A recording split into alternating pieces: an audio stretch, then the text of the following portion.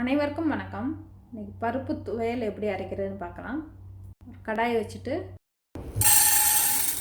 1/4 cup அளவு துவரம் பருப்பு சேர்த்து வாசம் வர்ற வரை வறுத்தெடுத்துக்கலாம். பருப்பு லேசாக செவந்து வரையில் காரத்துக்கு தகுந்த மாதிரி காஞ்ச மிளகாய் சேர்த்து கொஞ்ச நேரம் வதக்கலாம்.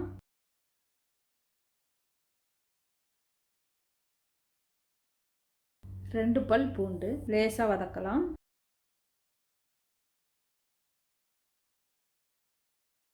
இப்போ தேவையான அளவு கொஞ்சமாக புளி சேர்த்து லேசாக கலரிட்டு அடுப்பு ஆஃப் பண்ணிடலாம்.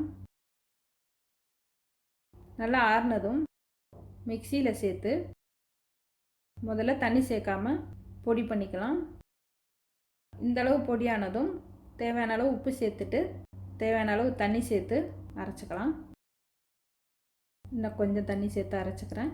ரொம்ப நைஸாக அரைக்கக்கூடாது, இந்த மாதிரி அரைச்சி எடுத்தால் போதும். இப்போ பருப்பு துவையல் ரெடி ஆகிடுச்சு. இது எல்லா வகை சாதத்துக்கூடையும் சேர்த்து சாப்பிட சுவையாக இருக்கும். புளிக்குழம்பு, சாம்பார், ரசம், தயிர் சாதத்துக்கூடையெல்லாம் சேர்த்து சாப்பிட்லாம். நன்றி, வணக்கம்.